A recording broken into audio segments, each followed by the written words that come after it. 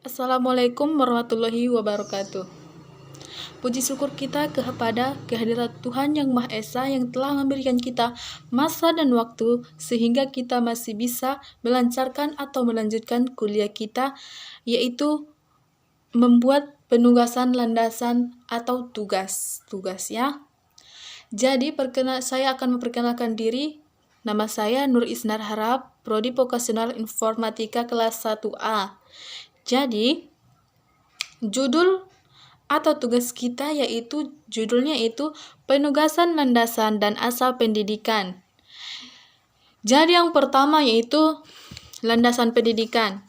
Landasan pendidikan adalah asumsi-asumsi dasar pijakan atau titik tolak dalam rangka praktek pendidik dan atau situasi pendidik. Yang maksudnya yaitu manusia yang bermoral harus mampu dididik dan mendidik dan saling ketergantungan mendidik dan dididik. Bisa mendidik dan bisa menerima didikan supaya bisa menjadi manusia yang bermoral dan baik untuk masyarakat. Kemudian landasan pendidikan ini mempunyai macam-macam yaitu yang pertama yaitu landasan filosofis. Landasan filosofis adalah pertimbangan atau alasan yang menggambarkan bahwa peraturan yang dibentuk mempertimbangkan pandangan hidup atau kesadaran dan cita hukum yang meliputi suasana kebatinan. Jadi, menurut dari landasan filosofis ini adalah dia mengacu kepada hati nurani. Yaitu dia harus mempunyai pola untuk kesadaran diri dia sendiri, di mana titik letak dia berada. Dia harus mengetahui di mana titik letak dia berada. Makanya dia mengacu pada hati, yaitu landasan filosofis. Dan dia mempunyai contoh. Contohnya itu seperti apa? Yaitu contohnya apa itu pendidikan. Mungkin semua orang sudah mengetahui apa itu pendidikan.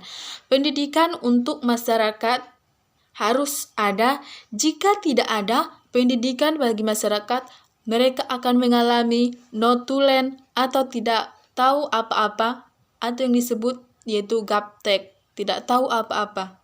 Kalau tidak ada pendidikan untuk manusia sendiri. Oke, kemudian ada di sini landasan idealisme. Landasan idealisme ada idealisme dan realisme. Jadi di sini yang kedua kita buat yaitu landasan idealisme. Landasan idealisme adalah salah satu aliran filsafat pendidik yang berpaham bahwa pengetahuan dan kebenaran tertinggi adalah ide. Jadi, landasan idealisme ini mengacu pada otak atau logika manusia. Kemudian, idealisme dan realisme tidak bisa dipertentangkan karena pencetus idealisme atau Plato adalah murid dari pencetus realisme. Jadi idealisme dengan realisme tidak bisa dipertentangkan karena idealisme ini murid dari pencetus realisme. Jadi mereka saling ketergantungan, idealisme dengan realisme tidak bisa dipertentangkan. Kemudian di sini ada landasan realisme. Tadi idealisme kan tidak bisa dipertentangkan dengan realisme. Jadi kemudian landasan realisme adalah filsafat yang menganggap bahwa terdapat satu dunia eksternal nyata dan dapat dikenali secara etimologi. Realisme berasal dari bahasa Latin yang berarti sungguh-sungguh. Jadi Pencetus dari realisme ke idealisme sebetulnya realisme yang pertama, karena dialah yang pertama mencetuskan maka adanya idealisme. Makanya realisme ini bersungguh-sungguh sepatutnya membuat kelompok. Dia yang menjadi ketua. Si realisme ini yang menjadi ketua dalam kelompok tersebut, dalam satu kelompok. Jadi realisme ini berpandangan bahwa hakikat realitas adalah fisik dan ruh, yaitu fisik tergantung fisik kita, fisik ke mana kita berada, yang bersifat dualitas, yaitu fisik dan rohani, fisik tubuh dan rohani hati. Oke, kemudian kurasa penjelasan dari filosofis dan idealisme sama realisme sudah agak jelas ya. Kalau filosofis yaitu menunjuk tentang hati. Kalau idealisme sama realisme tidak bisa dipertentangkan. Tidak bisa dipertentangkan satu sama lain. Kemudian di sini ada dia landasan positivisme, yang tulisannya yaitu positivism adalah suatu aliran filsafat yang menyatakan ilmu alam sebagai satu-satunya sumber pengetahuan yang benar dan menolak aktivitas yang berkenaan dengan metafisik. Landasan ini maksudnya yaitu menuju kepada alam. Yang contohnya yaitu tempat utama dalam positivisme ada yang pertama diberikan pada sosiologis dan dikemukakan oleh Mill dan tokoh-tokohnya Auguste Comte dan Elitre. Dan munculnya tahap kedua dalam positivisme berawal pada tahun 1870 sampai 1890-an dan berpautan dengan Marx dan Aneverius.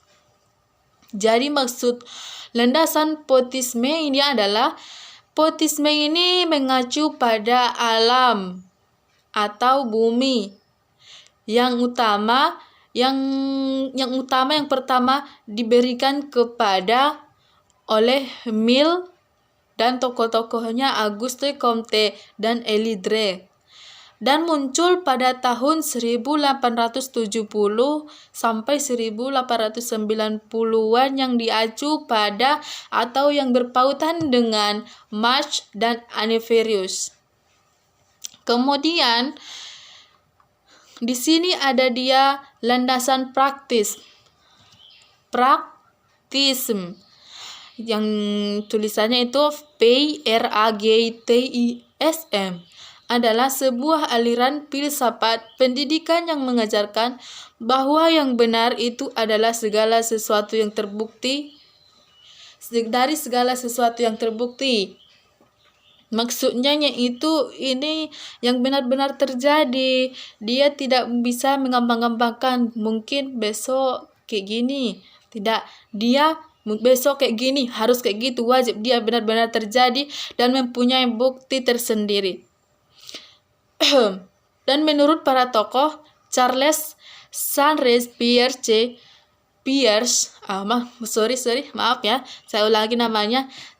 Sanders Peirce pada tahun 1839 sampai 1914.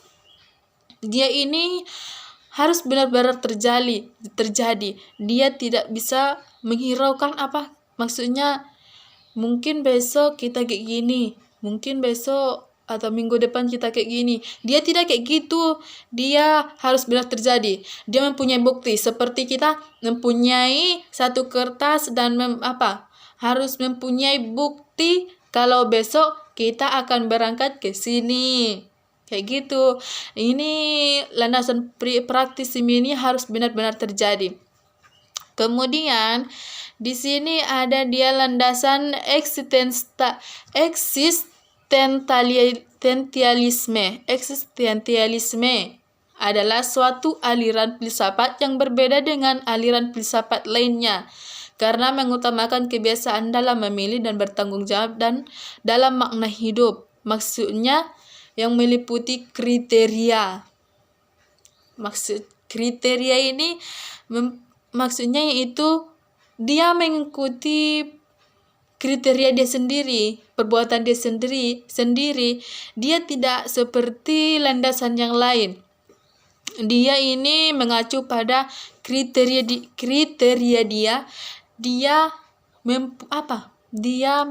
menuju perbuatan dia. Dia tidak mengikuti orang lain. Dia menuju kriteria dia, menuju keinginan dia. Dia tidak bisa ke kiri ke kanan. Dia selalu mengikuti kayak mana kemauan dia. Ada beberapa tokoh dalam eksistensialisme ini, yaitu tokohnya yaitu Jean-Paul Sartre, Soren Kierkegaard, Martin Buber, Karl Jasper, Gabriel Marcel, Paul Tillich. Yaitu menurut berapa orang ini ya? 1, 2, 7 ya. Menurut para tokoh yang 7 ini, landasan eksistensialisme ini dia dia menuju hati maksudnya kriteria dia. Kayak mana kriteria dia, sifat dia mengikuti sifat-sifatnya, tidak mengikuti sifat orang lain. Kemudian di sini ada dia landasan sosiologis. Landasan sosiologis. Landasan sosiologis adalah pertimbangan atau alasan yang menggambarkan bahwa peraturan yang dibentuk untuk memenuhi masyarakat dalam berbagai aspek. Ini dia seperti kita di di kampung sendiri, sosiologis, dia menyeluruh. Seperti di kampung masih ada kepala desa, wakil kepala desa serta bendahara. Dia menunjuk ke sini sebagai ketua, dia harus bisa mengayomi semua masyarakat yang dia yang akan dia pimpin. Dia tidak bisa dia tidak bisa mengayomi yang lain selain dari masyarakat dia sendiri. Landasan sosiologis sesungguhnya menyangkut kata empiris yang mengenai perkembangan masalah dan kebutuhan masyarakat dan negara. Maksudnya kayak gitulah. Seperti ketua dalam masyarakat yaitu kepala desa. Dia harus bisa mengayomi masyarakatnya. Seperti ada uang uang bantuan, dia harus bagi-bagi kepada orang yang tidak mampu. Dia harus pandai-pandai membagi-baginya kayak mana baiknya.